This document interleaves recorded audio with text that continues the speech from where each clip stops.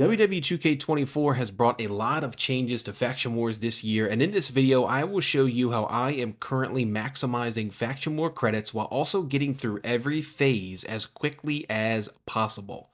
Now this should work for all skill levels. I would consider myself probably an average player at best, and I can do this method fairly easily. The first thing we're going to focus on are these faction war credits. Now, this is the reason why you play this mode. You want to get as many faction war credits as possible in every run you can, because you then cash in those faction war credits for different tier cards, and every tier is worth a certain amount of faction war points. You see emeralds are 3,000, sapphires are 4,000, and this is the best way to obtain some of the best cards in the game right now, I would say. You can look at this rock card here, and this card has the RoubleRousser badge, which I think right now is the best badge in the game, where if you taunt twice, you get a finisher. And so that's going to be really useful not only for online play, but also this mode as well, and we'll get into that. So now that we have all that figured out, let's go ahead and look at the map that we currently have. We are currently on phase 4, as you saw in the beginning. And so you see here in the beginning, we have 3 different pathways that we can take. We can either go up to the heart, middle in the chest, or down in that little arrow icon. And so there's 2 of those icons we're going to focus on. The first one being this heart, and the second being the muscle icon.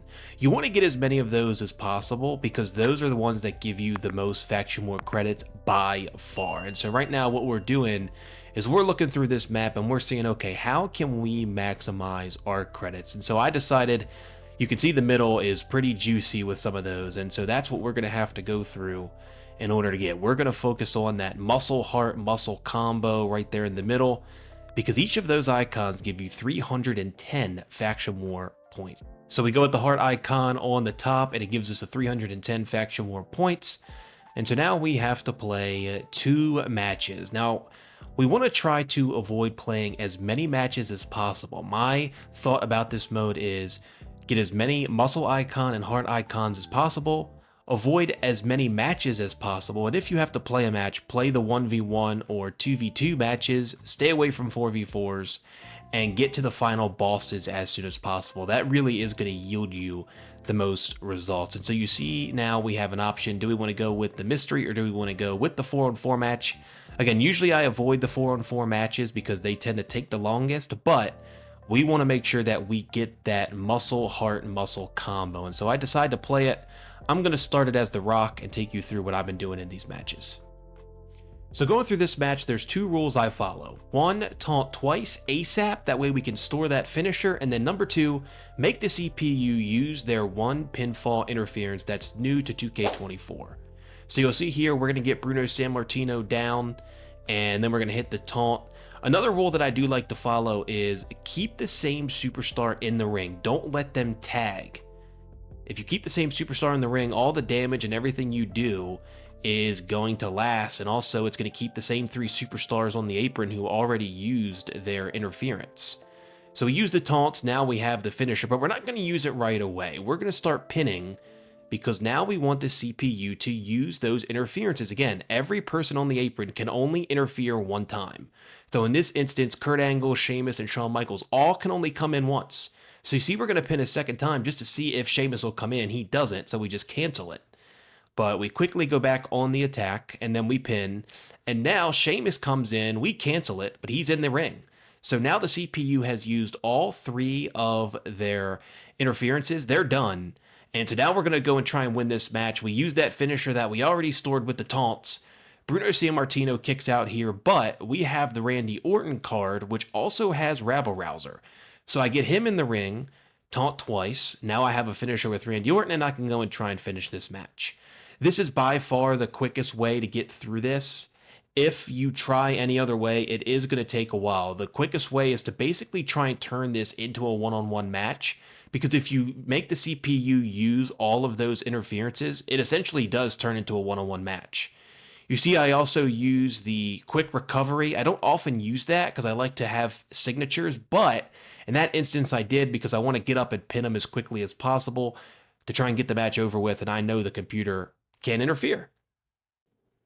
So you see on the match recap, it took us a wounding 3 minutes and 30 seconds to get that one done. We can do it quicker than that, but that one wasn't too bad. So now that we got the win, you get 38 credits for that, and this is what we wanted. 310 credits for the muscle icon here. We go straight to the heart. Now we can go to the top here, and I did go to the top one just to show you what the rewards are for that 2-arrow choice thing, and they're terrible. Don't ever select that. Stay as far away as you can from the double arrow icon.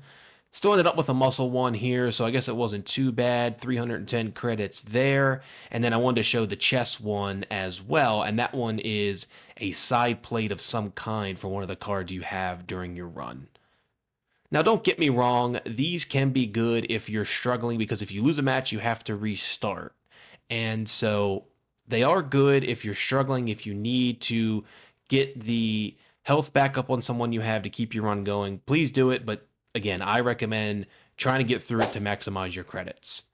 Now I'm going to go into this second match with all of these Undertakers, because this was the boss battle for the 4th phase, and I want to show an example where sometimes the plan I have in these matches don't always go as planned. You see Undertaker was actually doing a lot of damage on us, and eventually the computer decides they're going to make a tag. And so what happens when they make a tag? Well, at this point in the match, I already had all the Undertakers use their 1 interference. So I just simply hit the rock bottom here on the new taker that came in, and I knew that the original Undertaker who started the match, the American Badass, was going to be able to interfere, but no one else can. And so again, we're back to basically a one-on-one match with this Undertaker.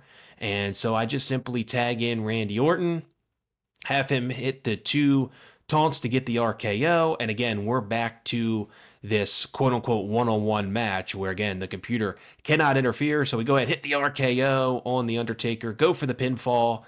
Again, he's fresh. I didn't have to use quick recovery, but I would there if I had to. Get the 3 count and pick up the win. So once you use this ability to not have the computer abruptly end your pinfalls, it's really not too bad. That one was 4 minutes and 28 seconds, but again, they were getting a lot of offense on us, and it was only a minute longer. So now here's an instance where we can select one of these cards. We can select one of these Undertakers, but we're going to actually not select one of these Undertakers. The reason being, the cards that we have are already better than those Undertakers, so we're good. We're just going to not even select one. So every ending that you beat, you also get 310 faction credits. So again, that is the point of trying to get to the end as quickly as possible, because that's going to give you the most faction war points. When you defeat that absolute final boss at the end, it's a guarantee 310 my faction war points. So this one I had was a little complex. It was definitely the more complex map, or whatever you want to call it, routing that I've had so far. And there really wasn't one that stood out that was a route that I was like, that's the best one possible. Again, keep in mind, as little matches as possible, as little 4v4 and 3v3 matches as possible as well. Get as many hearts, get as many muscles, and get to the end as quickly as you can. So I decided the bottom one was the best option, because what I noticed was those matches were one-on-one matches, so they were going to be the easiest one.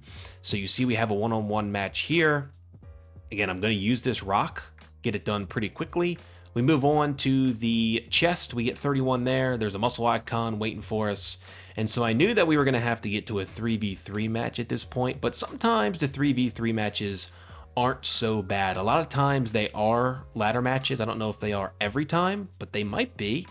And ladder matches sometimes can be really easy because the computer's kind of dumb. You see that Stone Cold's just fending off Kurt Angle and Roman Reigns. I go up, grab the briefcase, and this was probably the quickest match I've ever had in this mode so far. It was a wounding 50 seconds. I basically went out, set up the ladder, and got it done. So now we're on to the final boss, and we're going against the Bloodline here. Again, we're rolling with the same crew that we have. We do it in a minute and 52 seconds. So the method that I have, it does work, and it can be really, really fast if the computer cooperates and you just get it done. Again, get them down, get your finisher, make the computer use their interferences, and then hit your finisher, try and get the pinfall. Sometimes the computer won't kick out of your finisher, and you can get it done really easily. You can see what we end up with on this run, over 5,000 faction war points for this one run. I honestly could have got a little bit more than that in the earlier phases, but I was trying out different things for this video, but I definitely could have got a lot more.